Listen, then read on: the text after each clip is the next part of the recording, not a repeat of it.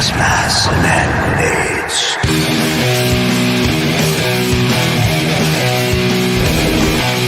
Gas masks and hand grenades.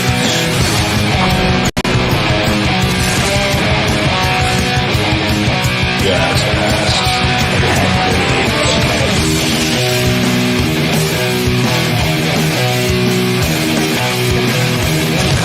grenades. Gas masks and hand grenades.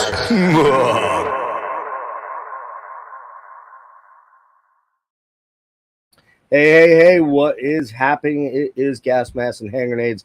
I'm your host, Jeff, and today we've got a little bit something different here. As you guys know, I'm kind of the metal dude. I interview a lot of metal dudes. Well, this guy here is pretty metal, but maybe not in the way, like this guy's metal. Let's put it that way. So we're here talking to Mr. Chris Herin. We're going to talk about his new album out that comes out on November 1st, 2024. Is it Laser's Edge or Laser CD, Chris? Laser's Edge. It is Edge. Okay, I wasn't sure. I got a story about Ken Golden too, because that's how I came to you initially. But yeah, Chris is with the band Tiles, which is a progressive hard rock band from the 90s and continuing on into the current times, which we're going to talk about here. He's also a member of the another progressive rock, kind of Genesis-like, I would say, at least in the early days, band called Discipline with Matthew Parmenter, who's also on the solo album. And then the reason we're here to talk is about the new solo. I mean, it's solo, but you're calling it Herin, which is your surname. So it's kind of a band. We'll get into that, and we'll talk about that as well. So, Chris, welcome. Nice to have you here. As I kind of mentioned to you, we go back a long way, although you don't know it. So we go back to this album, which Mr. Ken Golden recommended to me because I was at the NEARfest in, I guess that was 2000. I think it was 2000 with Porcupine Tree. Maybe it was 2001. Can't remember. I'm getting old. I don't remember, but maybe 2001-ish. And I had a Rush shirt on, and he said, "Hey, dude, if you like Rush, you're going to love this band right here." And he handed me this CD. I'm like, that's all I need to know, man. And he was right. This album, Tiles, Presence of Mind, which I believe came out on Magna Carta. I don't know if they're still around, but that was a great progressive art rock label in the 90s and 2000s. And this one did not leave the CD player very much. So, Chris, welcome. Great to have you here. Great to be here. Thanks. Appreciate it. Yeah, man. We'll get into the new album in a minute, as I explained beforehand, but I kind of wanted to go back a little bit and talk to you about kind of your history. I imagine we're probably in the similar age range. You might have me beat by a little bit. I'm 50, almost 59, so I imagine you've got me by a few years. Then that's not to age you. I'm just saying I figure you're a couple years older than me. But how'd you get started? Like, give me your background story about how you got started on the guitar and moving into progressive rock and all that kind of good stuff, and then Tiles, and if there was any precursors to that. Well, as a teenager, of course, I stumbled onto the guitar thanks to my cousin who had picked it up. And then I immediately dove into bands like Rush, Boston, Kansas, Van Halen. I couldn't play any of it, of course, for a while. Right. And then throughout my college years, I played in cover bands. It was a great way to make a quick $150 a week, doing the small clubs and weddings. And it was during the college time that I met Mark Evans, who is the drummer in Tiles. And we've stuck together for all these years. Wow. And after graduating from college, we started writing some originals and came up with kind of a demo tape. And it was called Standing Pavement. And I was just kind of hoping to get it out of my system. I was married by then and had kind of had my foray into trying to do something with music So I thought, well, I've got these songs. I'll just record them, get them out of my system, and that'll be, I'll be okay with that. Well, as it turned out, I had shipped a few of the cassettes around to music industry people, including Gene Simmons. So about 6 months after I did that, which is what you weren't supposed to do that back in the day, just send stuff without any kind of avenue or in with people. Right. So one day I got from work, and on my answering machine was this message from Gene Simmons. No way. So of course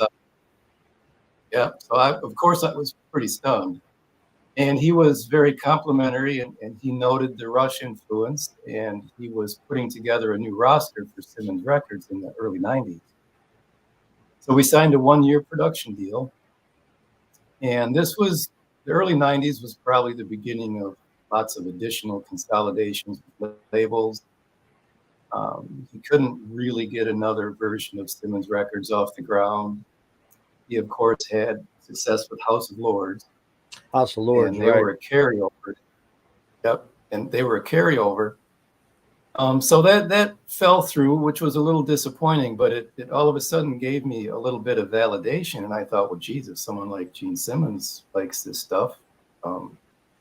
Maybe I should keep at it. So that's when Mark and I put together eventually what became Tiles in the following couple of years. And we had a heck of a time putting the band together because, and I'm from the Detroit area, and still in Detroit. Mm-hmm. People probably can't believe it now, but in the early 90s, progressive rock was not anything. It's almost like Enchant and Spock's Beard and Tiles were kind of the very cusp of what you would consider the resurgence of third wave of progressive rock, however you want to call it. So Mark and I gradually put Tiles together, and again, I thought, geez, I'm married, I've got a full-time job, this is kind of nice. Put the CD out, and oddly enough, it was picked up by Polydor in Europe, and it was received really well in Japan. So once again, we had kind of this validation and success that kept the ball rolling. And ever since then, we have kept Tiles together all these years since 1993. Wow. Same guys, except for a brief period when Mark had some difficulties and we had Pat DeLeon on drums for a couple of years. And it's been a while since our last CD. 2016 was Pretending to Run, but we're still talking about doing something. And hopefully I was fairly concise and put that in a nutshell. The one thing that I will say that continued our upward trend, especially to the 1999 point, which was a very, very good year for us, was starting our association with Terry Brown. Yes. The producer of all of our favorite Rush albums from 1974 to 1982. Right. So great. It gave us it made us sound great. And the first album sounded good too. But with someone like Terry Brown mixing, it was definitely a step up in the sonic quality. So I'll stop there. How'd you connect with Terry? I'm curious about that because, of course, I would say Terry Brown's, and I think Terry would probably say it too, but this is a guy that worked with Hendrix, man. He worked with Jimi Hendrix Experience. I believe he was an engineer on Axis, maybe, was it? I think it was Axis, which is crazy. Or maybe it was Voodoo or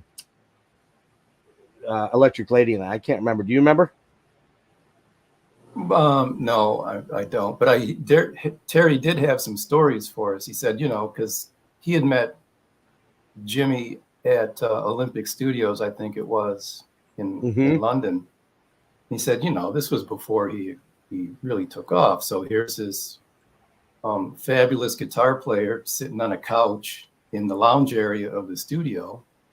And Terry was just talking to him like you would Some anybody do. else. And then of Yeah. course, right. And then of course, we know what the history is. And Terry's got so many stories that are just so fun to hear, you know, working with the Who.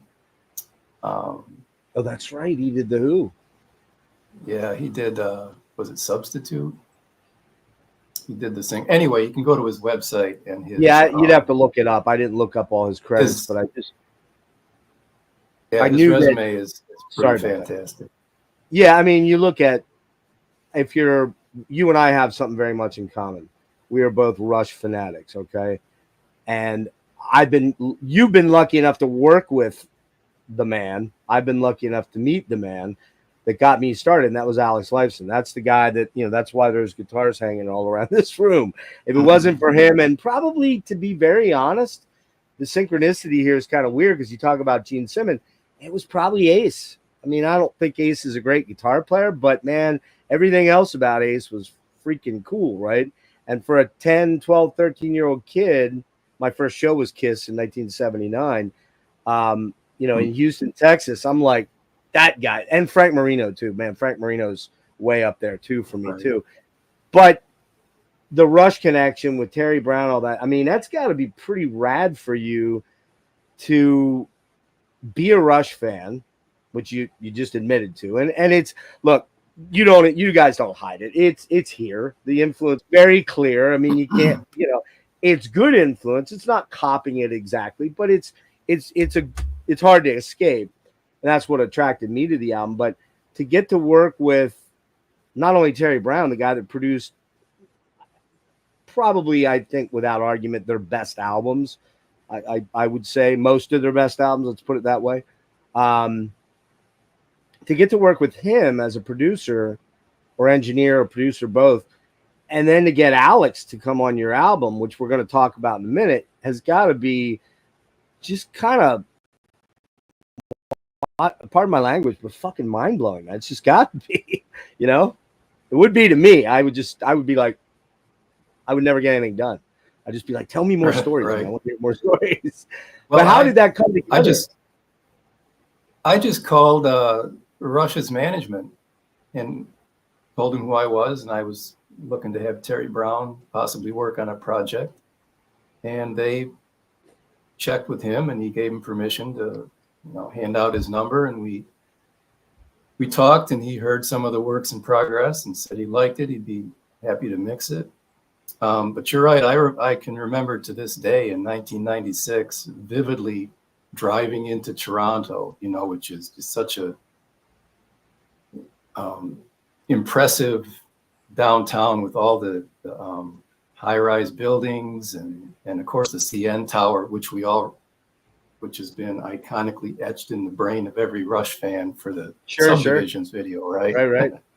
And yeah, it was pretty weird to have him pull up to the hotel I was staying at and hop in his car and head to the studio where we were going to mix. So I had to make sure I didn't, you know, go total fanboy and stay calm and professional. But throughout the years, it's been great. He mixed The Fence to Clear from '97 and Presence of Mind from '99.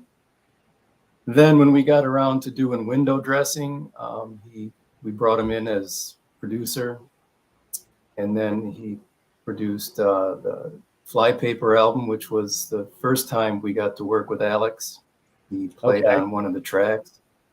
And I remember that vividly too. I asked Terry, I said, well, do you think Terry, or do you think Alex would maybe play on a tune? And Terry said, sure, I'll ask. So Alex agreed to it. And I remember the evening after they had done all of their tracking, they spent like a 15-hour day in the studio. And Alex just spared no effort to do whatever he wanted and to make the song turn out great. So, you know, it's not like he blew in there and played a little bit of a solo and said, yeah, thanks a lot. I mean, he did a lot of reinventing of the song. I don't know if you've heard it, but actually when we were mixing it, I thought, geez, you know, could we maybe put some of my guitar in here? But if you're going to be if you're going to be relegated to the back seat, it's That's a good place to be. it might as well be with a guy like Alex Lightson, because I've been one of my first and continuing influences was Alex. He's the guy. It's super weird. I mean, again, as I said, I'm 58, almost 59, and I vividly remember I was living in Houston, Texas in the late set from 76 to 80. I'm from Pennsylvania. We moved down there for my stepdad's job, moved back up. And I'll never forget, I was walking through Greenspoint Mall, the big shopping mall down in Houston, and I saw Hemispheres.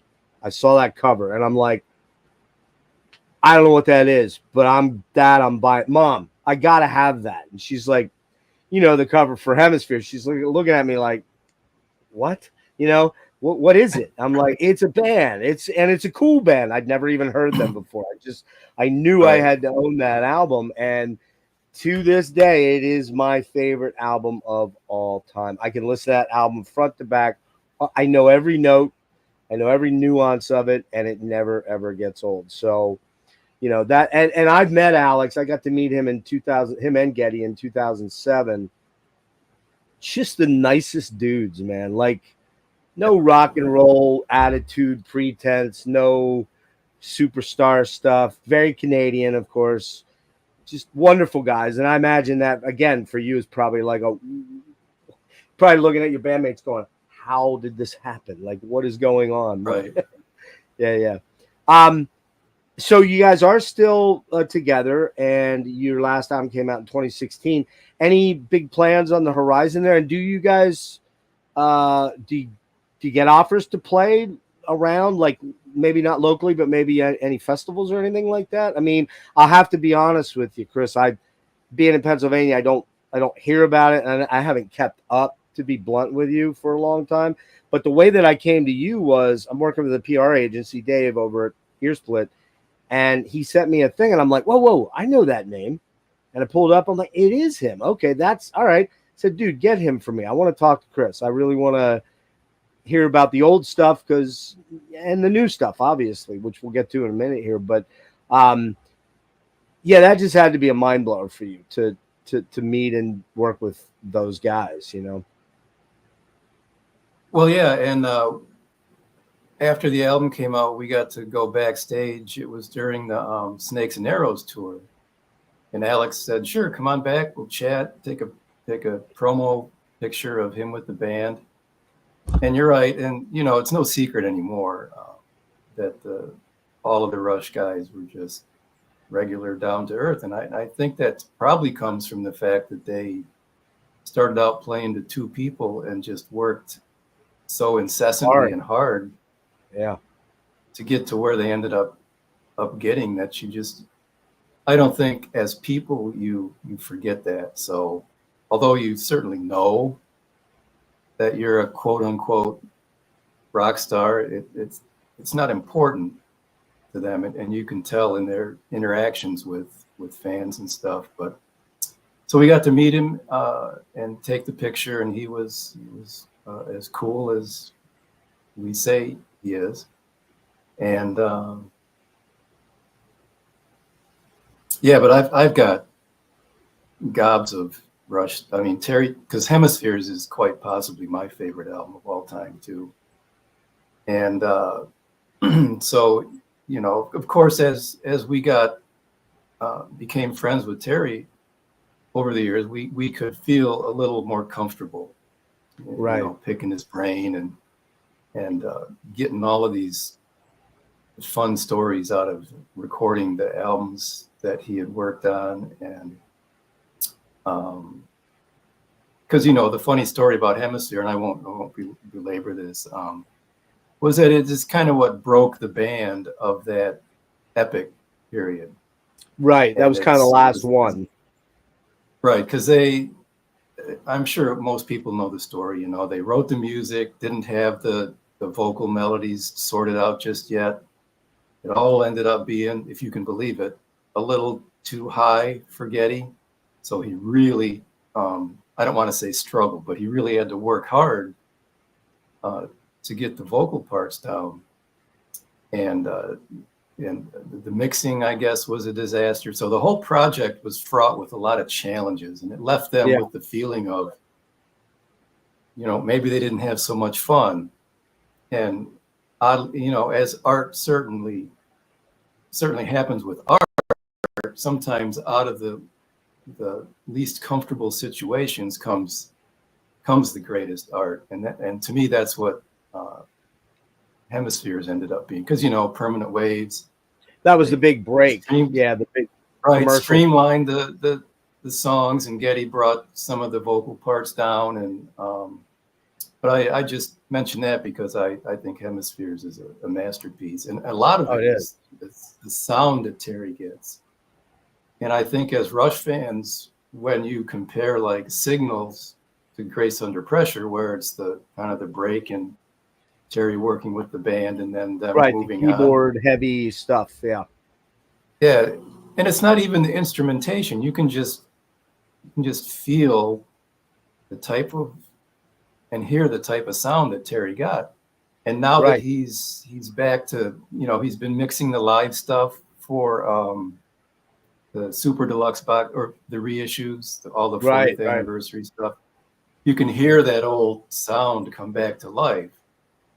Yeah. Oh, I was showing you that there's the moving pictures box set. I have all the box sets. If I calculated how much I've spent on Rush in my lifetime, Chris, it would be just I could own like an 8 Series BMW or better, like a Maserati or something.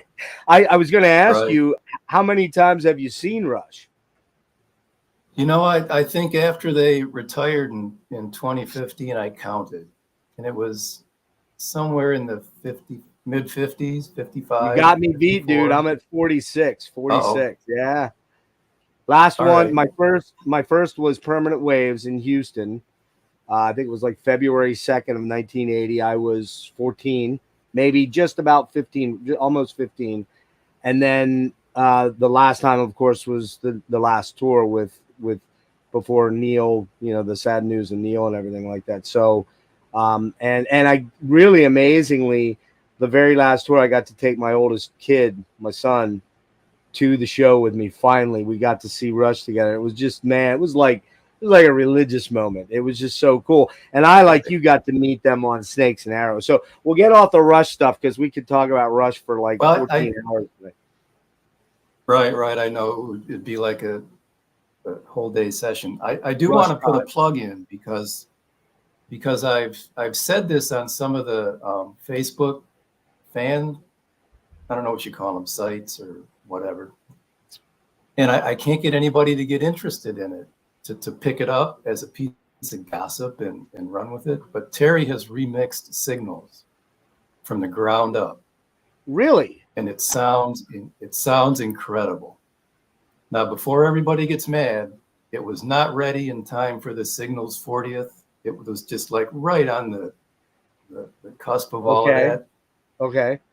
But I'm hoping that the powers that be at Universal, the label, will release it someday, because it sounds astounding. And when Getty and Alex heard his remix, they weren't taking it seriously. Terry did it as kind of I'd like to do this, you guys mind? And he did. And then when they heard it, they were just floored. It sounds unbelievable. So is it kind of like what they ended up doing with the comeback album? Come on now, I just lost it. The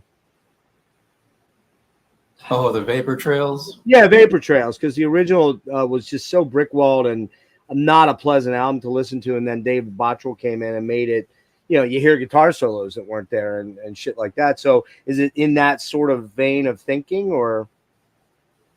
It was this remixed from the ground up. So all of the separate bass, guitar, drums, keyboards, tracks. I mean, Terry mixed it from scratch. I've heard it 3 times, and it's just incredible.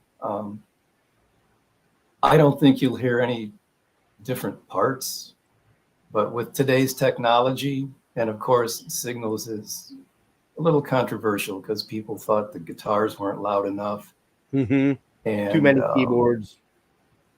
Yeah, and then Terry said, well, they occupy the same sonic range. He thought it was actually sounding pretty good, considering they're all fighting for space in the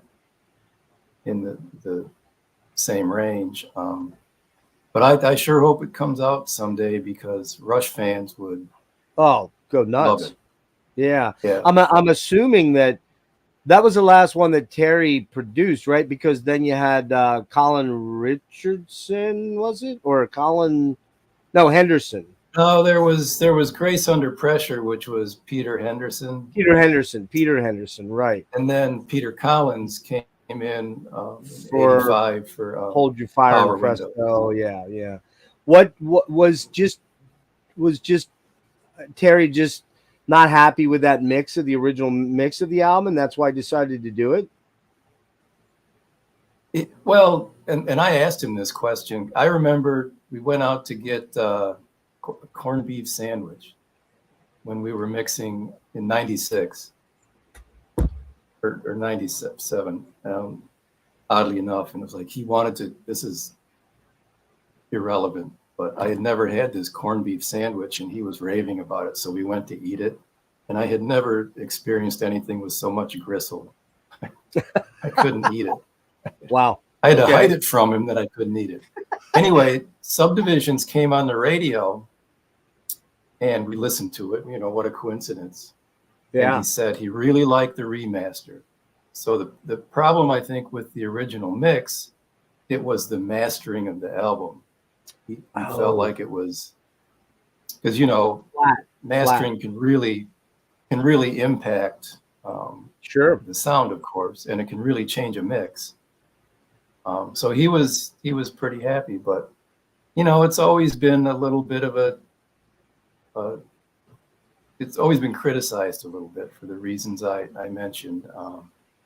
So he just felt like, I didn't know he was going to do it. He just felt like doing it, I guess. And I'm glad he did. I hope it gets released. Because for the longest time I couldn't say anything because it was top secret. But now it's so. I was hoping to get Rush fans to mobilize and show a lot of enthusiasm. Sure. So that the record company could go, oh, hey, we can make some money off this.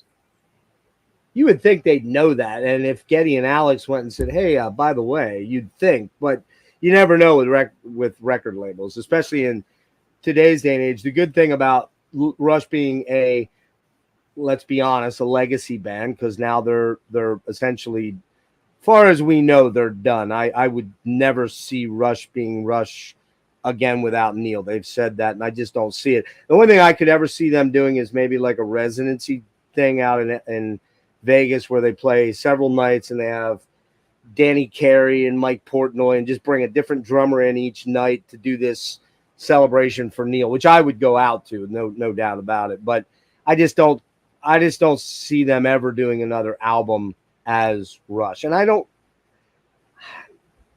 really want them to. You know what I mean? Like, I get it. There's a lot of bands that have, Alice in Chains brought in William. He's a great singer. AC/DC brought in Brian Johnson. Man, there's just something so, and realistically, Neil wasn't in the band originally. It was John Rutsey. So there's a template there for it. I just don't see Geddy and Alex doing that. I just cannot see them doing that. And I don't think I want them to. You know what I mean? I'd love to hear them do something together, but don't touch that, man. Go out and play it if you want a couple times with some special drummers, one-offs, but don't. I don't know. Maybe I'm being selfish. I don't know. That's just me. They mean so much to me and you, I'm sure. And it's just, I want to see them out there and be happy, but I don't want to see them do another Rush album. That's me. So. Yeah, I don't. They've gone pretty public on the fact that they're not going to do that because, Neil looms pretty large. Let's face it, there's no Rush without Neil. Yeah. But your idea is kind of neat. I to have them not call it Rush, but call it something. Lee Lifeson and rotate drummers in and out for a special show would be a lot of fun for sure. There'd be 9 million drummers that'd be going, me, please, just me, one song. So, hey, let's get off of Rush and let's talk about your new solo album. I did want to ask you real quickly though, the Discipline connection. Now, I have Unfolded Like Staircase, which I got way back in the, in the NEARfest days when that was still around, and I probably got it from Ken. I must be honest with you. I did not know that you had joined them, and are you a full-time member as far as recording or as far as touring, the whole nine yards? Okay. When did that happen? Oh, geez, 2013 or 14, because we had Matt Parmenter guest on Presence of Mind. He plays violin on Reasonable Doubt, and we've done shows with Discipline since the early mid 90s. So we knew the guys, loved the band, and they're John Bauta, the guitar player, who I'm a huge fan of. I feel a little bit self-conscious following in his footsteps. He's such a unique player. And he moved out to the West, and when he did that, I talked to Matt and I said, well, hey, if you want me to learn some tunes and, you can at least play around town. And it worked out great. It morphed into me being the guitar player. And so we've done lots of shows, lots of great festivals in Europe. Oh, cool. Over the years. And I was actually on the album that came out in 2017, Captives of the Wine Dark Sea. Okay, I've not heard that one. I'll have to check it out. Yep, it's a good album. And there's probably more Discipline in the future here coming up, so they're still a going concern. But it's fun stuff. So different than Tiles, right? Where the guitar is kind of carrying a lot of the song and the keyboards. So it's been a great musical experience for me. But I will put a plug in for Terry's remix of Unfolded Like Staircase. Okay. All right. I didn't know. I wasn't aware that's out there. Is that recent or? Yep. Okay. Yes. It's been a year and a half, maybe 2 years by now, but it's just stunning because it's a prog classic, right? It's still mentioned in progressive rock circles as one of the legacy type albums that everybody needs to own and hear. So Terry remixed it, and it's because these guys, it's a complicated album. They admit when they mixed it, they were flying by the seat of their pants. They did it themselves, so it sounded okay for sure. But Terry's remix is excellent. I recommend that. Yeah, and for you can buy that from Ken. I'm sorry, go ahead. You can buy that from Ken too. Okay, very good, very good. I think for those that are unaware of Discipline, probably the best analogy or analogous material would be the old musical box, Foxtrot era Genesis. If you dig that kind of early prog, well, not early prog, but 70s prog, you're gonna like Discipline quite a bit. Little bit of the neo in there, maybe just a wee bit, not so much like Marillion directly, but there's hints of the neo in there, so good stuff there. And I did want to mention that we're gonna pull up your new album here, Herin, and excuse me, and that is Hiding in Plain Sight on Laser's Edge, coming out November 1st, 24. Again, this is produced by Terry Brown, and what's cool about this is the artwork. You've had a pretty long-standing relationship with Hugh. Is it Syme? It's Syme, right? Yep, Hugh Syme. Okay. Hugh Syme, he did the artwork for this, I do believe, right? For most of the Tiles albums. Little bit of a conceptual flow there from the 78 Hemispheres album, just a little bit. No naked dudes on the front, but you got a bow on top of the brain, so that's we told him no ballet dancers without their pants on. Very cool. And by the way, this is a really fantastic album, man. Anybody that really likes progressive art rock that is not wanky, not overly wanky, which I do like some wanky stuff, but this is a real good songwriter's progressive rock album. And yes, it's got some Rush vibes. If you like Rush, you're gonna love this album. So Hugh also did the artwork for Hiding in Plain Sight. Can you tell me a little bit about that art, the cover here, and is there any symbolism or any backstory to that, or was it just an image that you dug that he threw at you? Well, I had a very difficult time coming up with a title for the album. So there were probably 4 or 5 different titles, and Hugh, being the generous guy he is, came up with a whole bunch of album covers, and then we finally settled on this. And this had been one that fit with one of the earlier titles. And then when the Hiding in Plain Sight thing kind of materialized, because Ken was involved in this decision too. He really liked this cover, because I was at my wit's end. I'm like, you know what? Stick it in a brown bag. I don't know what to do. Right. And this one really stuck, with the Hiding in Plain Sight. And I don't want to undercut people's ability to find their own interpretations and stuff, but I will kind of state the obvious, that you can see the little black crumpled ball is not quite so apparent mixed in with the different colored crumpled balls. Right. Mm-hmm. It's kind of odd to say crumpled balls. I apologize. But anyway. We're not a PC channel here, so go for it. Right. But I will backtrack really quick. I'm sorry. I hope nobody's eyes are glazing over. We actually fought against using Hugh Simon, Presence of Mind. Really? And his first cover is not because it wasn't totally cool, because just as cool as working with Terry. But we thought, okay, we've already got. Back then, we were criticized. Like nowadays, a Rush influence is a badge of honor, right? It is. Back in the 90s, people were not kind. Saying that, oh, well, we were a clone band and this and that, next thing. Yep. So we didn't want to add fuel to the fire and use Hugh Syme, but Terry really got behind that album. He really liked it, did a great job mixing, and said, this album deserves really good artwork. Yeah. I said, well, all right. And the better cover is the color one that Inside Out released in Europe. And it got released in Japan.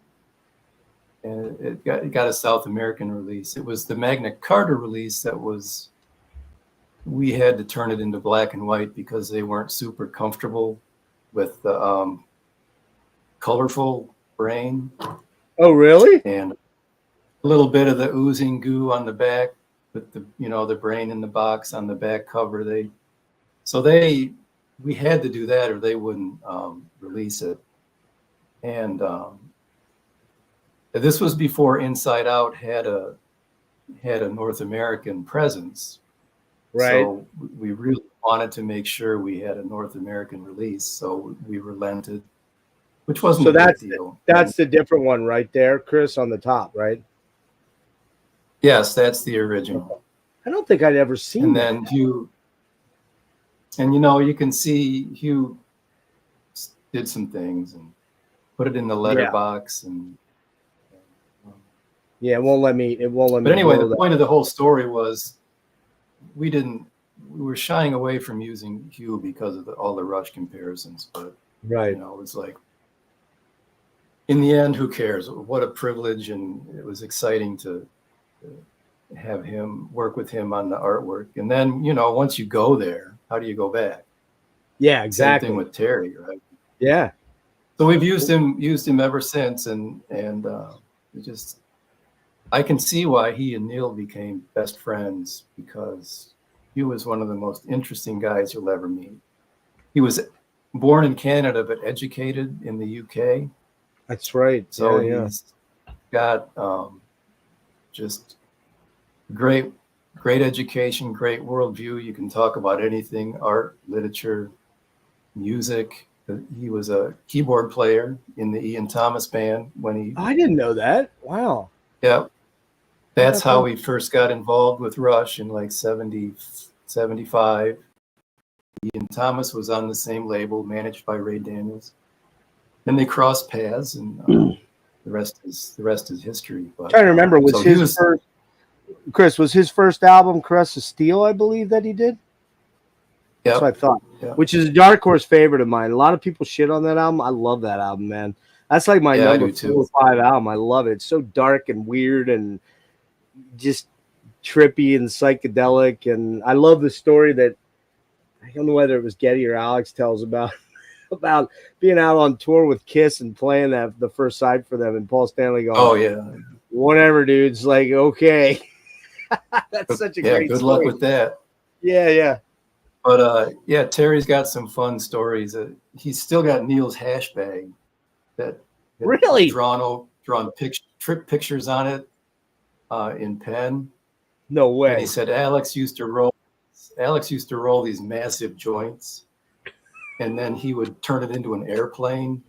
Yeah. And so there'd be all these windows on the airplane, and there'd be little people inside and stuff. So there's a reason it's a little.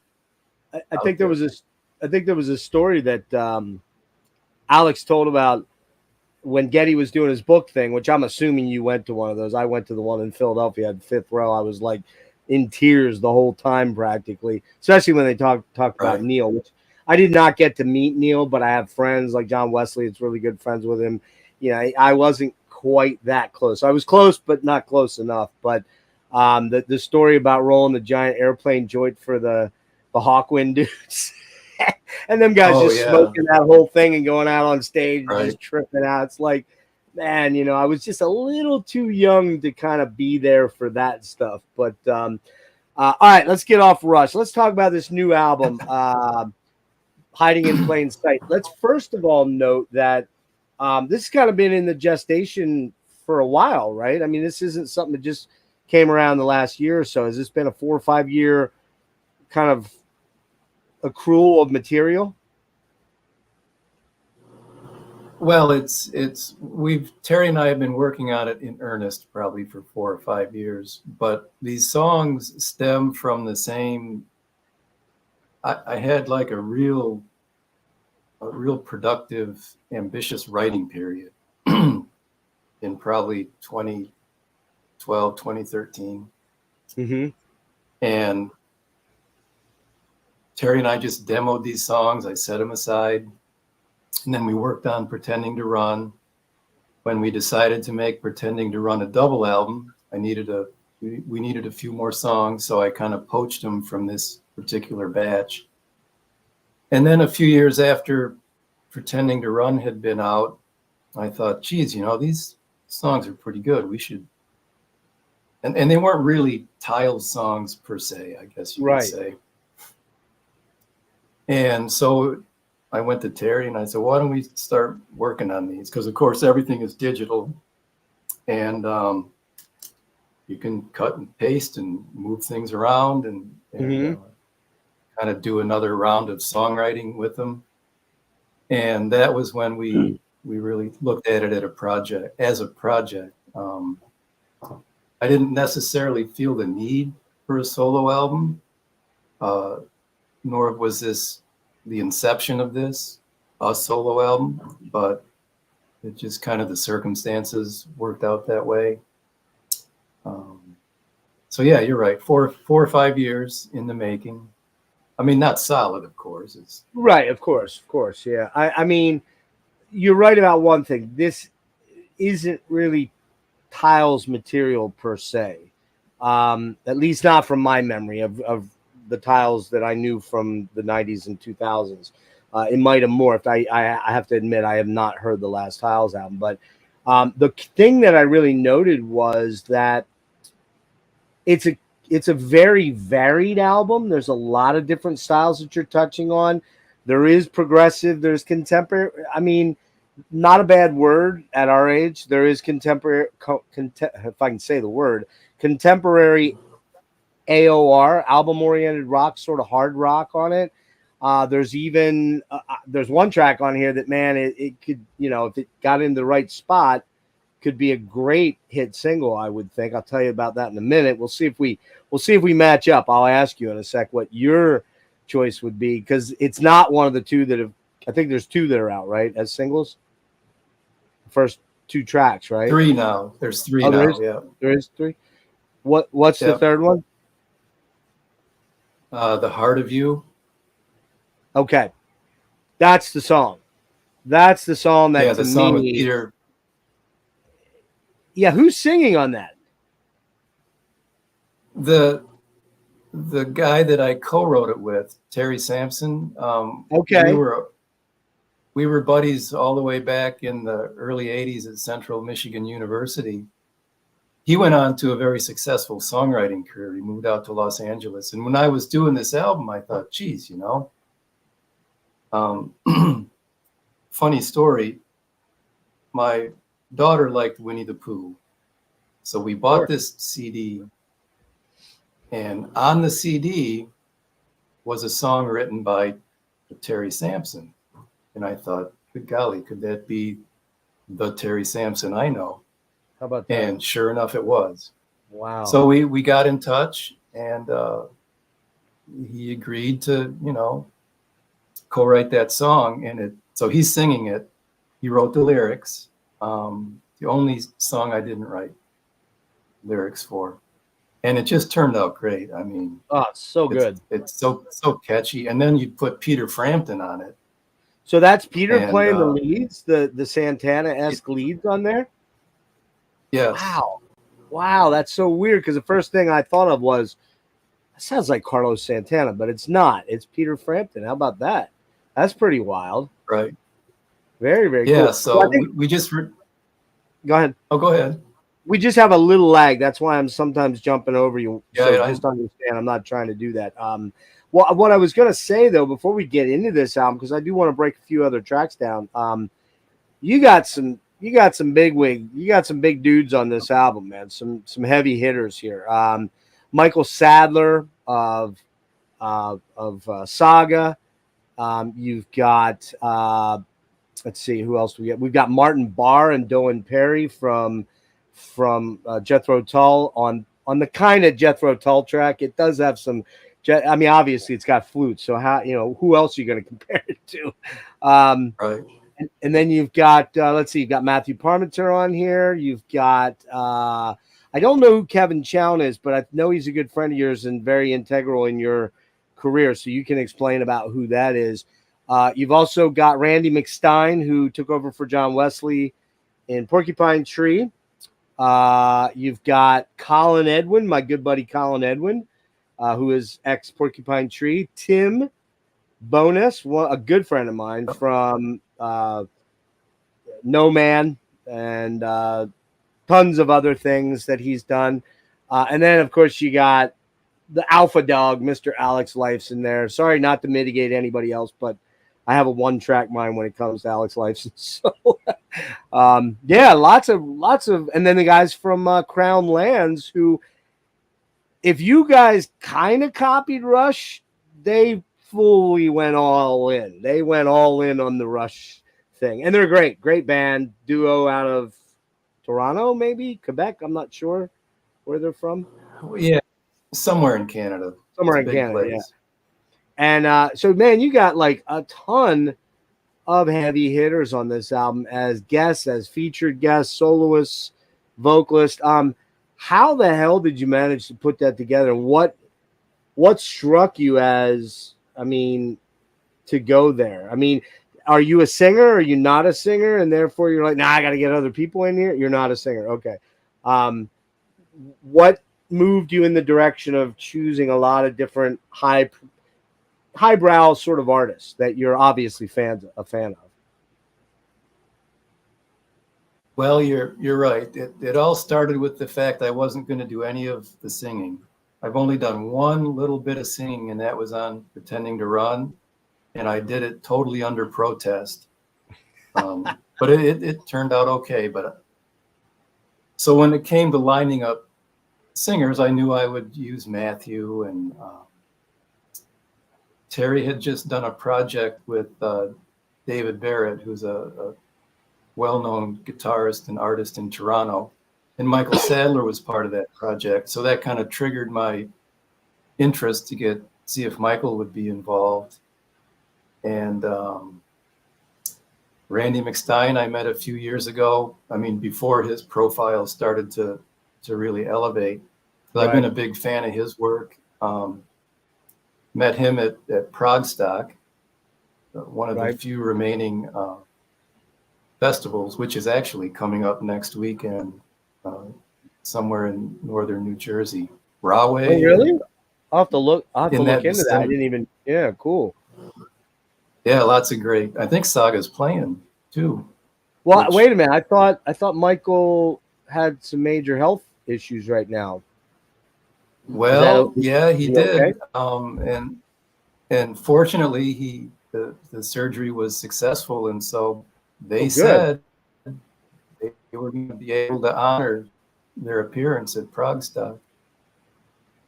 And you know, it's tough to catch a Saga show in the United States, so it's a big time. Great, big time. Love that band though, man. Love those first 5 or 6 albums. Oh yeah. Geez, who else do I have singing? Oh, I should have. I think I could remember my own album.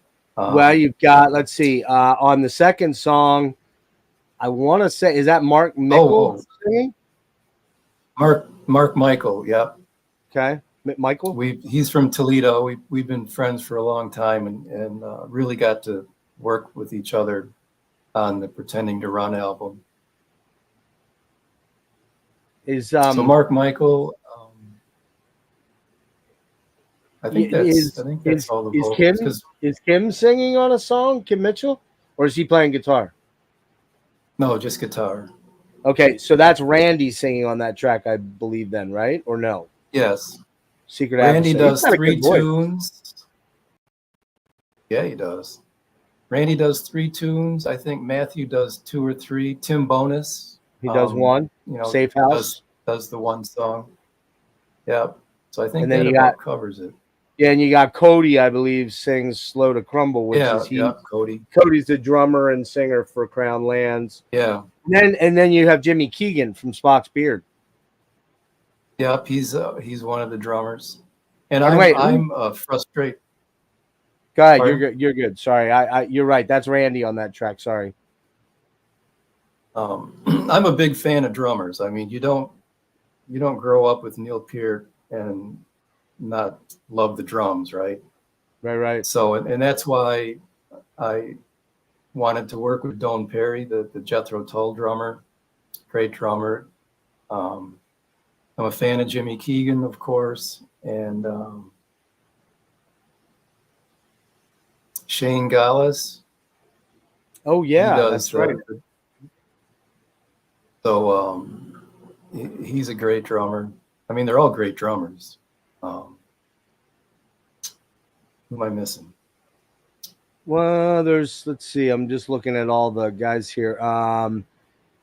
You got Shane. You got Hugh actually plays on a track. Does he play keyboards on Darkest Hour?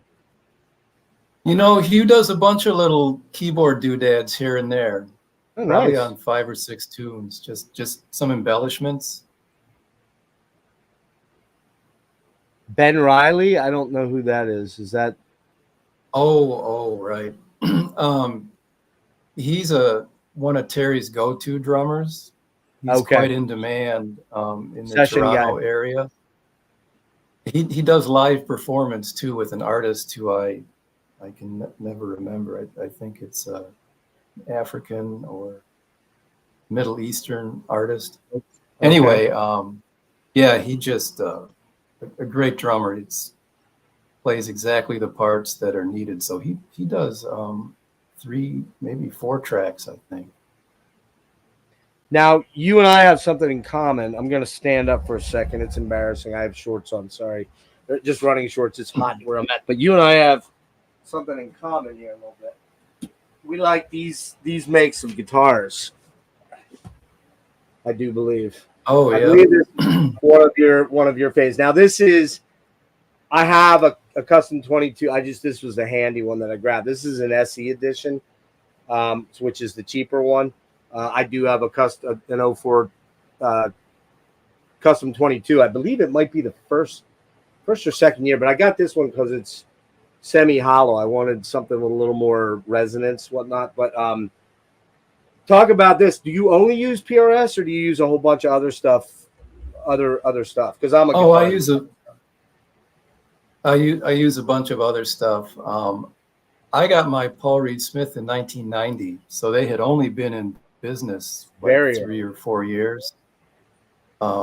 So they were just starting to get a profile. El Dimiola had started playing him, and of course Carlos Santana was the big one, the big name that kicked things off for him. And I was just looking for a kind of a cross between a Strat and a Les Paul. Yep. And that's what they are. Attracted my attention, and I've used it ever since. But I have a few other guitars: Les Pauls, 335s, Strats, a Telecaster. Oh, nice. I've been kind of. My wife is not sure where they. I'm kind of on a Dean kick of late. Really been into Dean guitars, and I've always wanted a Cadillac. That's kind of my main dude right there. But I know what you're saying. Like, I don't have a wife anymore, but when I did, she's like, "What do you mean another guitar? What do you need another guitar for? You have 7." I'm like, "Yeah, but you don't understand. Everyone's a little bit different. This one does this," and she'd be like, "You're full of shit." You know, it is what it is. Some guys, yeah. Go ahead. No, go ahead. Well, I was going to say some guys go off to Hawaii with their buddies and spend thousands of dollars. They go to Vegas and drink and do stupid stuff. I just buy guitars. That's guitars and music. That's what I spend all my disposable income on now that my kids are out of college and all that stuff. But talk a little bit about with regards to the album. I think you kind of alluded to it. So this question you may have already answered, but you've been working on these tracks 4 or 5 years. So when you get to the point where you ask, say, someone like your buddy Tim or whatever to throw vocals on there, are you throwing him an already complete track at that point for the most part? Is he the last? Like, are most of these singers the last part that come in that you're flying in through file sharing, or did any of them actually come out and track in the studio with Terry and you, or what was the story there? Most of the guests, they just sent their files to Terry. Kim Mitchell did his parts at the studio with Terry in Toronto. Mm-hmm. Michael Sadler did his session with Terry. Alex did his session with Terry. Cody and Kevin from Crownlands. So Terry did all the work. Okay, I see. But the songs were certainly developed enough so that a singer could have something full and developed to sing along with. What was I going to say? So there were clear areas that they knew, okay, I got to do a verse here, I got to do a chorus here. Yeah. Did you throw them any guide stuff, like just humming it? Or? Oh, yeah. Okay, so you gave them some hummed melodies? Well, no, actually, Matthew did a lot of demos for me. Oh, okay. Yeah. So once I had the singers lined up, and at one point I thought, geez, this Matthew sounds so good on all this stuff. I feel bad not using it. But he sang the demos, so Michael Sadler had that. Tim had it, Cody. So they all had their parts. They all had guide vocals then to kind of give them an idea of what you were looking for. Okay, gotcha. That's the kind of stuff now you can do the last 20 years that you never could have done back in the day. You had to have those guys in. You had to fly them in. You had to pay for their hotels and their dinners. And it's a little bit cheaper this way, I would assume. Yes, absolutely. What's the real quick, just a couple quick tracks. I'll get you out of here in about like 5-10 minutes here quick. A couple tracks that really stand out. Obviously, The Heart of You is kind of that really big, super catchy chorus. It does sound like it's got a Santana vibe. It's so weird that that's Peter. I just would have never, I never would have put that guitar tone and that kind of solo with Peter Frampton at all. I don't. That's interesting. That's very cool. I thought maybe he did the vocals on it. I'm like, man, it just doesn't sound like Peter though. Warning Signs is the Sadler track. It's kind of bombastic the way Michael Sadler just sings. He's that guy, you know. He brings that intensity to the fold. Darkest Hour is kind of the Jethro track. Really cool flutes on it. A couple other standout tracks for me. A Wrinkle in Time. It's kind of I'd say that's one of the more contemporary rockers there. And it kind of reminds me, weirdly, it's got a little bit of a Rush vibe from Hold Your Fire, Presto era. It's just got that vibe to me, hearing it. So you're probably like, what the hell is this guy talking about? It doesn't have anything to do with that, but that's kind of what I hear. Very good song. Great vocals by Randy, I believe, on that one. Right? Yep, Is that Randy? Randy. Yeah. The second ending is really cool. It's kind of it's kind of a dark, pensive, sort of moody song. It's more of an emotive sort of song that builds and swells, and then you got Mr. Lifeson on there. Doesn't get any better than that. Safe House is Tim, and you got to know Tim, man. I mean, if you know Tim, you know what you're going to get, and it's always going to be this shimmering, beautiful, kind of breathy, talky sort of thing that Tim does so well. And then the last one would be the Cody from Crown Lands, the Slow to Crumble, is kind of a groovy, got a little bit of a southern, not southern rock, but just some southern vibes to it. So very varied album. There's no, it's not a heavy metal album, guys. Just gonna lay that out there to you right now. It's not a heavy metal album. I would call it like an art rock album, a progressive rock, contemporary art rock album. And you even said it's not very Tiles like in a lot of ways. There's your guitar tone, I can kind of hear the Tiles thing, but I don't hear like a Tiles sound to any of these tracks for me. So that's my rundown. Right. There you go. Right. No, that's good. I appreciate it. Yeah, there's some heavier tunes and there's some arty stuff like Second Ending with Alex. That's kind of arty. Mm-hmm. He does. I asked Terry. I said, "Well, can we do a version that's all stripped back and make Alex's parts kind of the focus? Because not everything can come through a mix, right? Right. And all of the sounds and textures and stuff that he had going on, it's just incredible. So he's not doing a solo, but he added acoustic guitars and all of these really, really interesting soundscapes. Yeah, like a lot of volume swells and sort of what Alex does so well is he finds the places in the songs that the guitar and his, no one's ever going to say Alex Lifeson is Yngwie or Steve Vai or something like that, but he doesn't have to be because he's fucking Alex Lifeson, man. That's why. I mean, there's just, pardon my language, but he just is. That's the guy. And I mean, when you listen to albums, those 80s, the mid 80s stuff and the late 70s stuff, he's always finding places to insert ear candy that you wouldn't even think of in a lot of ways, especially those 80s albums like Signals and Hold Your Fire. And, I mean, I don't love a lot of the production on those because they got too 80s sounding to some extent, but the guitar playing is just, sublime on a lot of those, like Hold Your Fire. So many killer tracks there, so many good riffs and solos that you can overlook the crazy, bright intensity of the actual production of that back then. But what's the plan here? Could you go out and take these songs out, or is it not really meant to be that because you'd have to find a dedicated singer that could do it all, I would assume. Yeah, I would think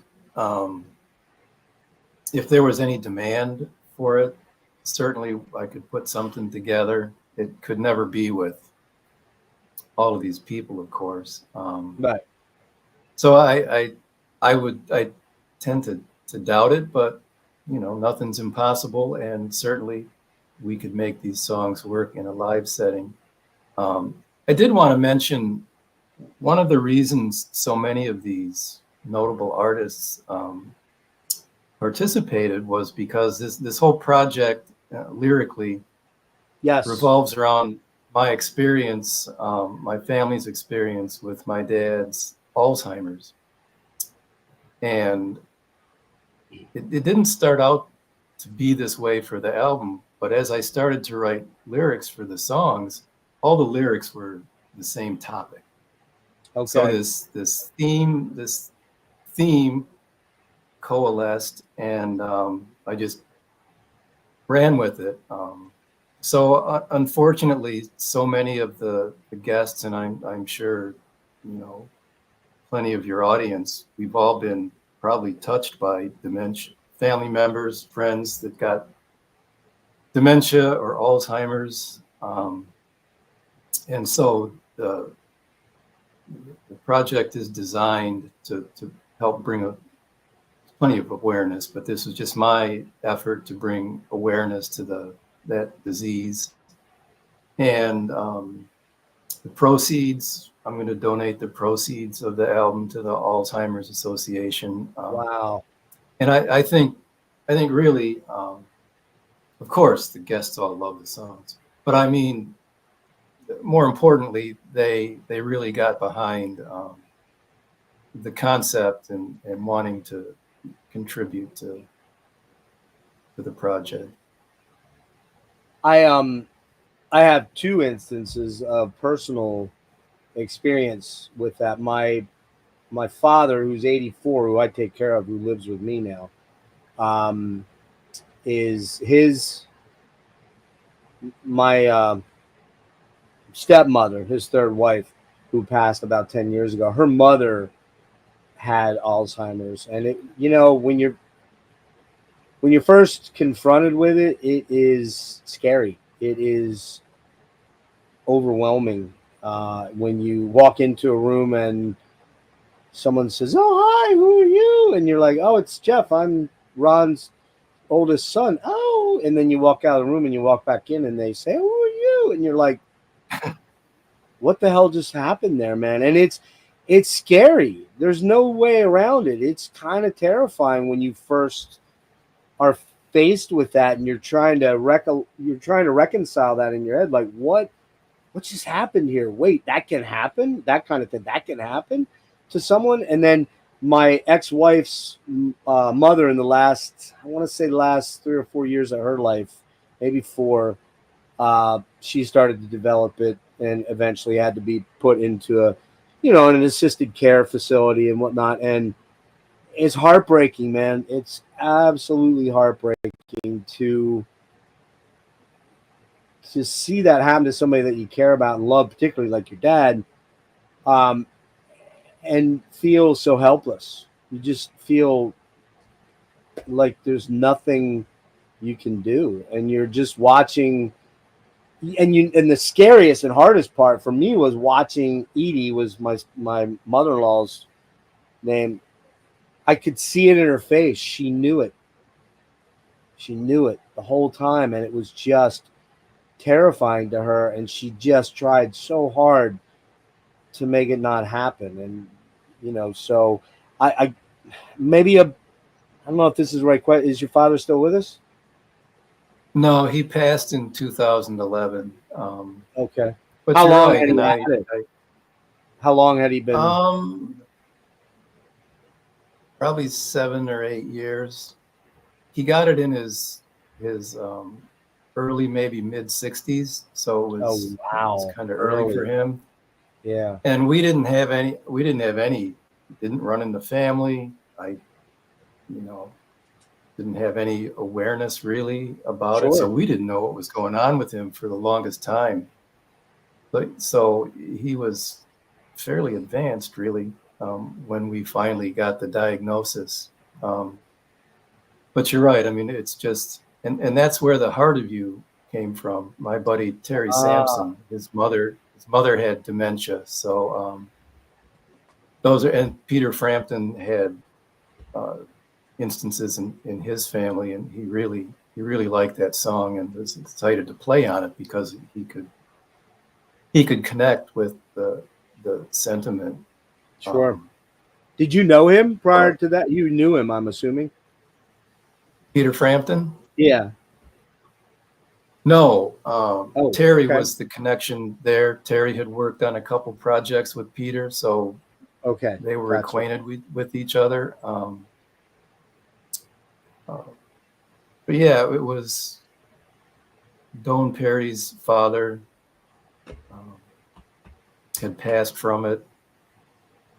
So just about everybody had that unfortunate connection. Yeah. And so I'm real aware that the privilege of having these people on this project, I want to make sure I come out at the other end and do their efforts justice and make sure I can make a meaningful contribution to the Alzheimer's Association. When we end here, I want you to tell me what that is, and I will add that link into the description. I did a pretty big write-up for your thing. I added all the links for you personally, tiles, all that kind of stuff, lasers and whatnot. But if you give me that link when we get off here, I'll add that into the collection. I mean, it's the sad part of that is I'm dealing with a pretty serious neurological condition that has been 8-9 years in the running, trying to figure out what it is, and it doesn't have a great outcome. But it's not that. It's more of an ALS type thing. And the sad thing is that, you know, the amount of money that goes into neuro conditions, ALS, Alzheimer's, pales in comparison to cancer research, heart disease research, you know, those kind of diabetic research, because the numbers far outweigh the neuro illnesses in terms of, you know, immediacy and the fatality numbers that arise from those kind of diseases, which is sad, man. I mean, you know, I know there's been an ALS drug out there under research for a long time, 7, 8, 10 years, somewhere in that range, and it's still not out there. They're still doing clinical trials and all that stuff. And there's, you know, a lot of people that have that disease that it's quick a lot of the times when it gets you. It's ruthless, you know. So yeah, I mean, that, first of all, my condolences for your dad. That had to have been pretty brutal.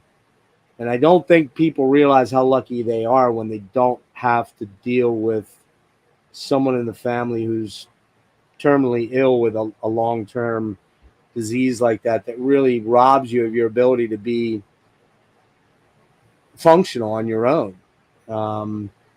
It's just, but sadly, we all get old. Sadly, that's the end is the end, and it's there for all of us in some way, shape, or form. But if you're lucky enough to not have that kind of thing happen to you, I think the effect that it has on the family members, you know, the grandkids, the sons and daughters and wives and things, is probably maybe even more intense. The lasting impression is more intense on those people than it is on the people suffering from the illnesses. So really cool that you're doing that. I do want to say, man, it's a great album. It really is. As you can see, if you're seeing around my room, there's a lot of metal stuff, you know, a lot of metal and hard rock stuff. You got Rainbow, you got Death over here. I'm a almost 60-year-old man that just is never going to give this stuff up. It means that much to me. So my room is my music room is a bit of a weird place that no woman in her right mind would ever walk into, I'm sure. But so this is, you know, I typically listen to a lot of pretty extreme metal, but this was a great break in my recent listening thing to just, you're a really good songwriter, man. I mean, you really are. You're a great guitar player. And there's some really, really great songs on it. And the last one I wanted to make mention about that I missed here was, are you familiar with a band called World Trade? Oh, it sounds familiar. Was You know give Billy me the Sherwood? name? Billy Sherwood Oh yeah, from yeah, Yes. Okay. yeah. So he was in a band early on back in, I want to say the late 80s or mid to late 80s called World Trade. It had Bruce Gowdy. Bruce Gowdy was in, oh my God. Oh God, are you serious? Not Kingdom Come, Lenny Wolf, Burns Like a Star, Stone Fury from the Oh, mid okay. 80s, like 84. And then he went on to be an unruly child with Mark Free from King Cobra. Anyway, long story short, that first World Trade album, the song Secret Adversary is the one that I was like, man, this sounds like a World Trade song. And that first World Trade album is a killer album. So if you ever run across it in the CD cutout bin or you just feel like going and checking it out, I got some kind of Neil Morrissey, Spock's Beardy kind of World Trade vibes on Secret Adversary. Great song. So a lot of really good stuff on here, Chris. I wish you great success. Yeah, man. I mean, again, I kind of realized that going out and touring this probably was never the goal, probably. But do you have anything coming up with Tiles or Discipline or anything else you've got going on? Do you stay out there on the live track regularly, or the live scene rather? No, the local scene and places to play is just so different than it used to be. So there's some opportunity, but it takes a lot of time to stay rehearsed. Sure. And it just playing a show every 3 or 4 months locally, because you can't play that often to the same people. It just hasn't been really feasible or the best use of our time, I guess. But do all the guys live local to you for both the bands, or no? Are they spread out across the states? Within the Metro Detroit area. So I mean, we still see each other, stay in constant contact. I don't really, I'm not at liberty to say a whole lot about Discipline until the organization kind of says, okay, let's let people know what's going on.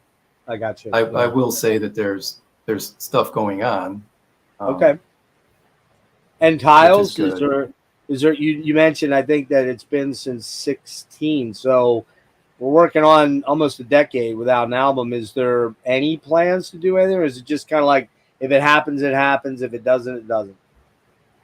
A little bit like that, but I have started writing. I usually need a little downtime after an album.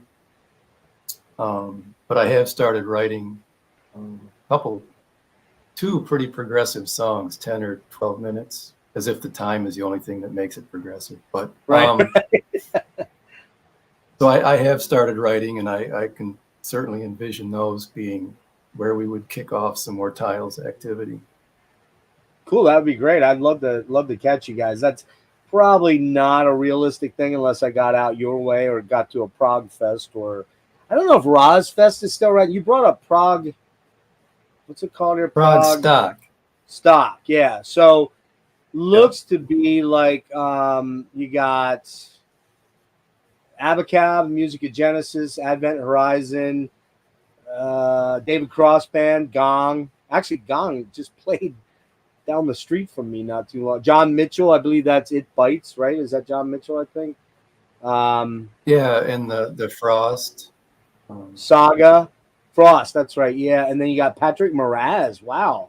How about that? Yeah. And I believe Steve Hogarth is going to be there and do question stuff and signing and all that kind of good stuff. So, really, really cool, man. I mean, Rozfest, I think, might still be going. That was a PA thing too, but I don't know if they've done one. They moved it to Florida, and I don't think it's around anymore. But okay. The guys that do Prague, they put on a great event. Matthew and I are actually going to go there as as attendees. Oh, are you? So when is that again? Yeah. I just had it, but is that coming up? yeah, that's next weekend. Oh, nice. Nice. I'll have to look. I'm actually no, I'm going to New York City. I'm going to see Opeth up in Brooklyn on Friday night, and then Sunday night I'm going to Warner Theater to see him again because I haven't seen him for a couple of tours, so won't be able to make that. But Chris, man, it's been a real pleasure talking to you, man. I mean this. It's a really good album.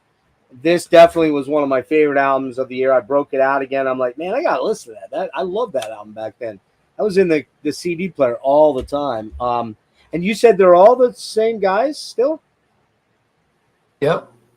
Wow. Yeah. Never heard. So we're still trying to sell copies of Pretending to Run too. It's a concept album. It's got Mike Portnoy makes a guest appearance. Cool.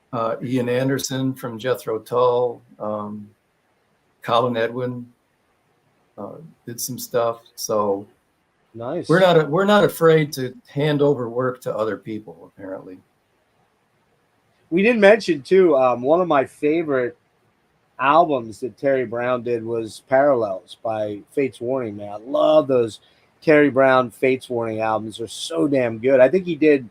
Pretty sure he did. Pleasant Shade of Gray too, I think. Yeah. And maybe Disconnected. And then he did Disconnected too. Love that album. And we opened for Fates Warning a few times, Tiles, so I got to talk to Jim Mattheos. And we both agreed that Terry is just magic with guitar sounds. He just so good. He just sticks a microphone in front of your amp, because he doesn't do much at the board, so it's all where the microphone sits. The cone placement, yeah. To the speaker. What amps do you dials use? It in. Chris, what amps do you use typically, like in the studio versus live, or the same thing? What's your go-to? I've been using Mesa Boogie equipment since we did the Dream Theater tour in '99. John Petrucci kind of hooked me up with nice. And it's so I've been using his head that he put out a few years ago, his signature head, which sounds amazing, great, as you can imagine. Three channels, 3-channel amp, I believe. 3. Yeah. Yes. Yeah. I have this, which it's dusty as hell right now. But I'm trying to get into figuring this out. I feel like I need an aerospace engineering degree, plus maybe a chemical engineering degree and everything else. But they finally are allowing interface between the archetypes. You probably know this already, but the archetypes, which are like the Petrucci, the Mesa Mark II, which I have, the Gojira, the Pliny, all that stuff, that you can now plug them into there. It used to be it was just your plug-in for your laptop that you could use it to record with, but now there's crossover or whatever they call it, compatibility. Oh my God, man. That the Petrucci one is just so damn good, man. I mean, the guy just gets the most stunning freaking delays and reverbs, and it's just, I can just sit there and not do anything but just noodle for a little while and be like, all right, I'm happy. I'm not doing anything productive, but it just sounds damn good. Right. That kind of stuff. So you know that feeling, I'm sure. But yeah, man. John's another great guy that is unbelievably humble. I mean, I say that stuff like you think everybody's going to be a jerk, right? And that's not what I mean. But right. Because we've been in touch all these years, and he sent me some of his settings for the Tri-Axis, and he sends me pictures of his settings on his Petrucci head and stuff, and he's awesome. Such a great guy. The new tune cranks pretty good, doesn't it? Yeah, it's pretty good. I really like the guitar sound on it, man. And the one aspect I've had a little bit of trouble with Dream Theater of late, I love Jordan. Such a sweetheart. Met him a couple different times. Just a wonderful guy. But man, I get tired. I get real tired of the Looney Tunes keyboard stuff, man. it's just too much. I just don't enjoy the wank like I used to. You know what I mean? It's not that I don't like it. It's just, I'm sorry, I got a hair in my mouth. It's killing me here. It's just a little over the top, and I didn't note that as much on the new track. So that's a good thing. They still have a Labrie problem. I'm just gonna throw that out there. They'll never come on here, I'm sure, but I'm just not as into Labrie as I once used to be. But I listen to a lot of death metal too, so that might be why. That's probably why I'm kind of Well, gone. yeah, he's a little too clean in comparison, for sure. But you mentioned, it's funny, man. So many parallel points. Dream Theater's latest bunch of albums, Hugh Syme's done all the work on their albums. And you know, the Terry Brown. I have a funny quick story, and then I'll let you go about Jim Matteo. So when they came back, don't hurry. Okay, God, this is driving me nuts. I'm sorry. This is the one reason I've been thinking about going back to hair like yours. It drives me insane. I eat it all the time. What, hair that's falling out? Yeah, I'll never have that problem. My dad's 84 and still has a giant shock of hair, but I always end up with it in my mouth when I do these interviews because I got a big mouth. But so Jim Fates, when they came back for Darkness, which I believe would have been 2013, I think, somewhere in that range. They hadn't toured in quite a while, hadn't put an album out in quite a while. And they came out with that album. I can't remember. Was that Terry Brown too? That might have. I think Disconnected was the last thing he did. Okay. All right. I'm not an expert, but yeah, I'd have to look it up. It could have been just Jim for all that matter. Or Bill Matoya or something like that. Anyway, they did a meet and greet, and it was really the first meet and greet I ever paid for. It was when the meet and greet thing was kind of starting to happen for bands to make a little extra cash. So, and I really wanted to meet those guys because Jim to me is one of the greatest hard rock, prog metal composers ever for me. Another guy up there on the Alex Lifeson, you know, my Mount Rushmore of players. And we went in and we're walking around, we're talking. I just bought a set of silver Sharpies, so they hadn't even been used. I'm walking around, I'm getting Joey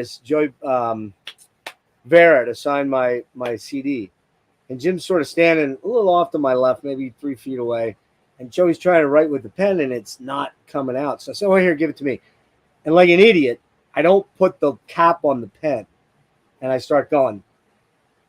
Next thing you know, the silver spray from this thing hits Jim all on the side of his hair. You know, he's got a lot of hair, man.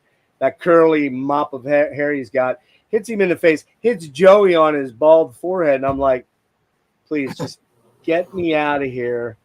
I think I should leave right now. I felt like such a massive dork. And I'm like, dude, I am so sorry, man. He's like, whatever, man.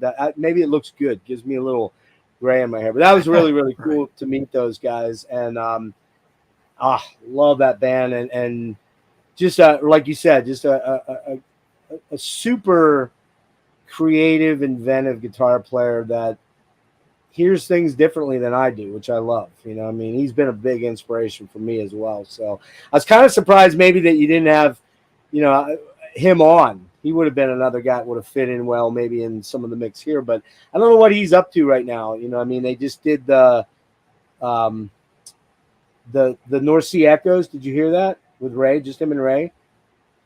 No, I haven't. It's a really beautiful album, but it's kind of more in the vein of sort of ambient techno, kind of, maybe a little bit.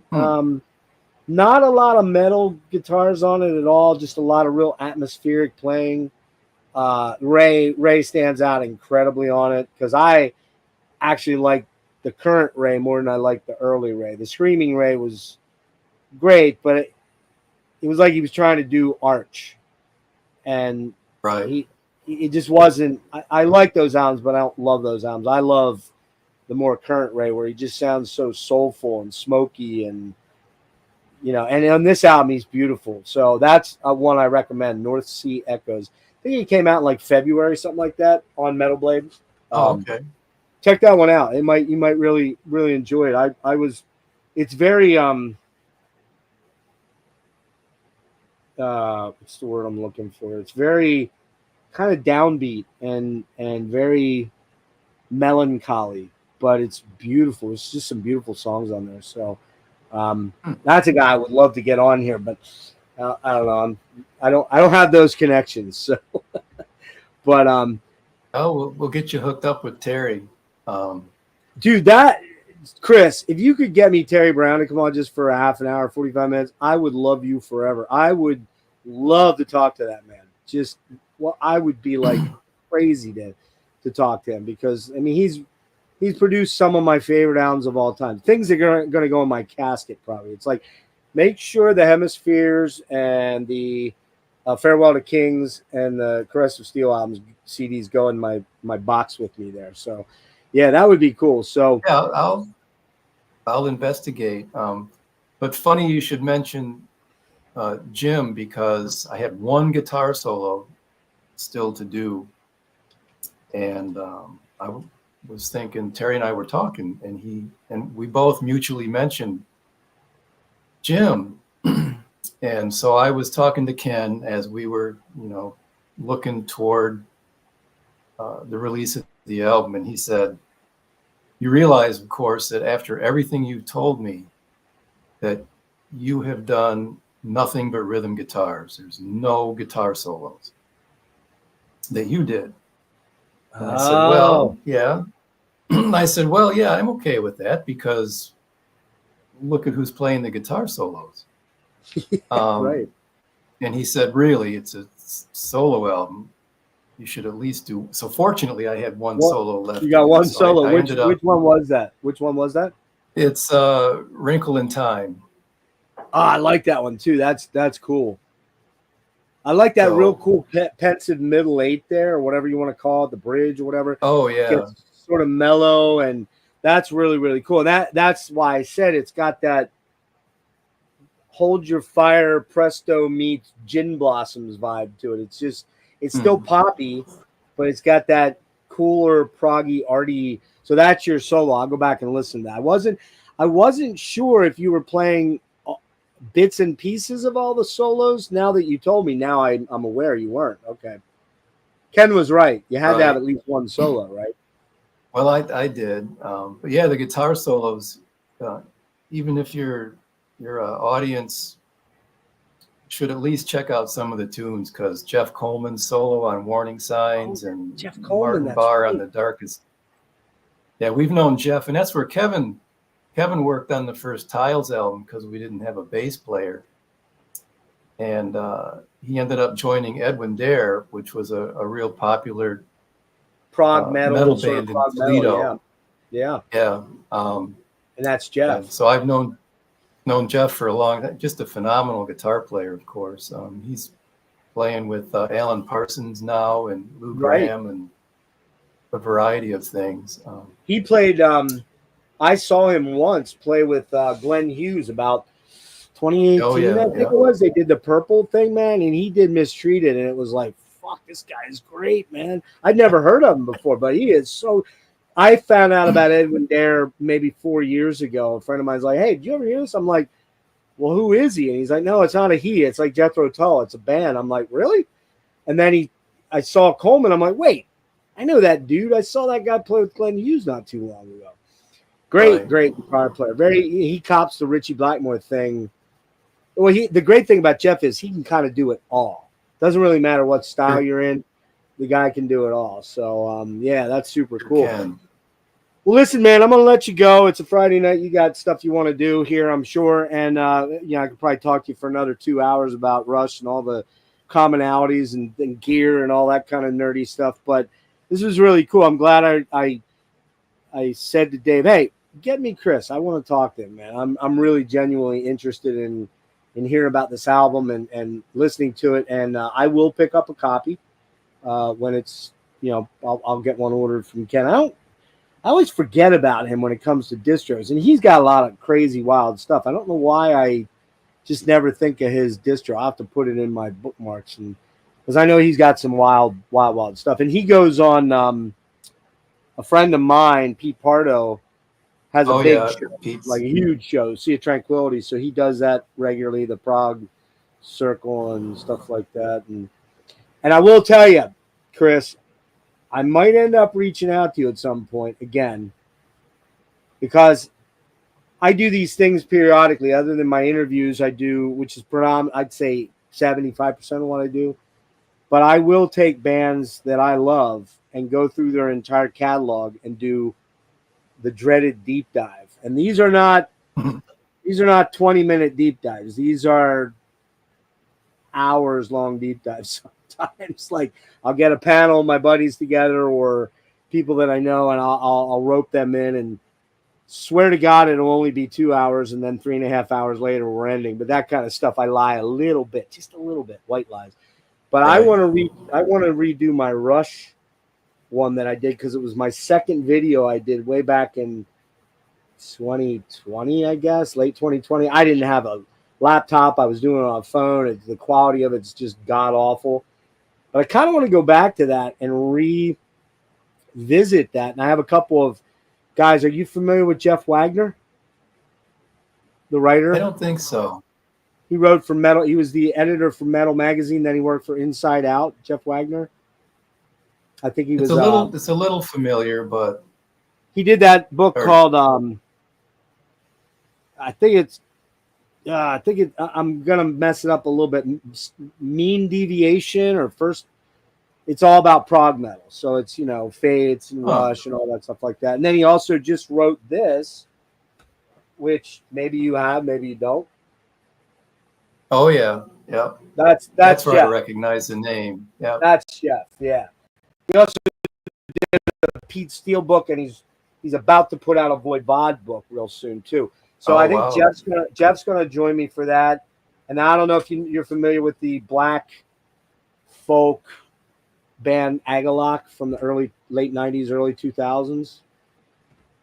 John Holmes, the main songwriter in that, is a real good friend of mine. So we're gonna probably do a revisit, and I'll check in with you and see if you'd like to jump into that and kind of go through we basically start at Rush and go all the way to the end, and I tend to go track by track, which is what makes these long. But I get nerdy. Yeah, a lot of tunes. I'd be happy to do. As you can tell, I can tell stories. Oh yeah. But Terry produced a Voivod album, Angel Rat. Love that album, man. Love it. It's their Rush album. Right. Yeah. That one is great. Nothing Faces Where I Came in. I love Voivod, one of my all-time favorite bands. Great guys, too. Just amazing. Dan Mongrain, what a guitar player. Holy crap. Piggy was Piggy, and he was so unique. But Dan does the Piggy thing pretty much as good as the Piggy thing. You know what I mean? He's that guy. And then the one, did he produce the one after that, the Outer Limits?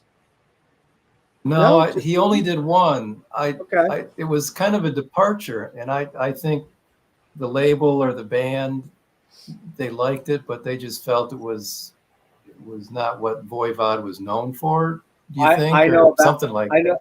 I know a backstory to this. I'll tell you off the air. I know a backstory because I don't want to. I'll tell you when we get off here in a minute. I know exactly what went on there and why. Chris, this is a really cool conversation, man. I hope you enjoyed it. Sorry about the little bit of overlap.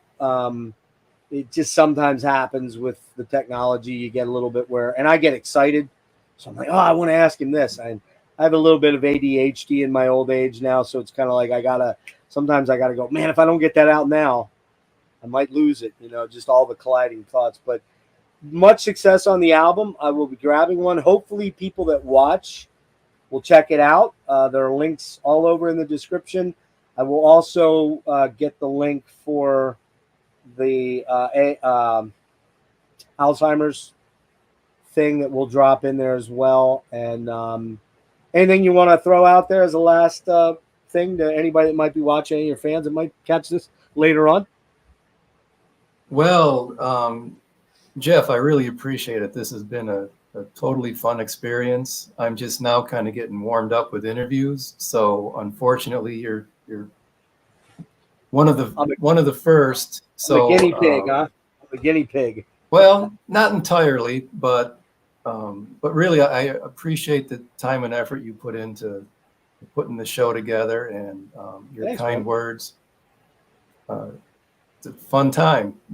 I'm happy to talk whenever. Yeah, man. I'll get So- your info.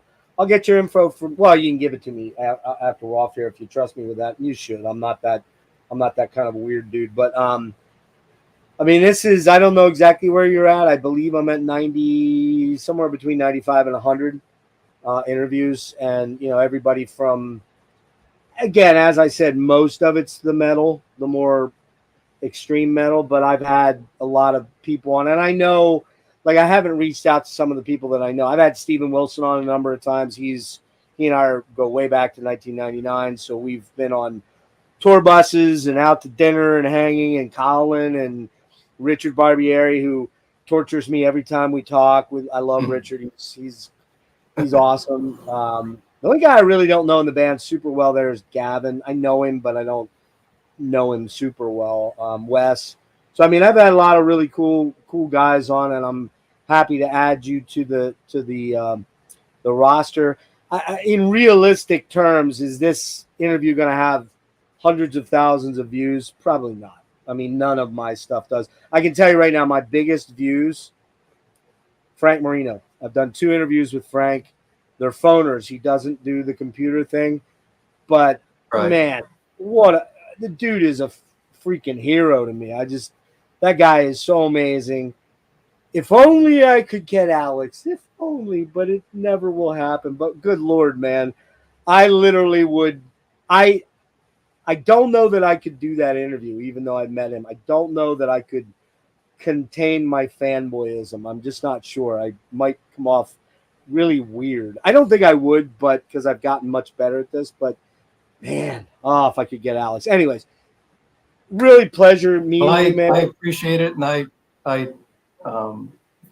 thank your fan base's tolerance, because it's not metal, it's not extreme, it's guitar oriented, but like you said, it's got some variety. But I appreciate. But here's the thing, Chris. Whether it's 10 people or 1,000 people, everyone counts, and I appreciate being able to talk about it. Sure. I will say this, though. I prefaced it by saying I'm predominantly a metal channel, but here's the deal. In 2 weeks, I'm doing a Kate Bush dive. That's not very metal. Just recently I did Talk, one of my favorite bands of all time.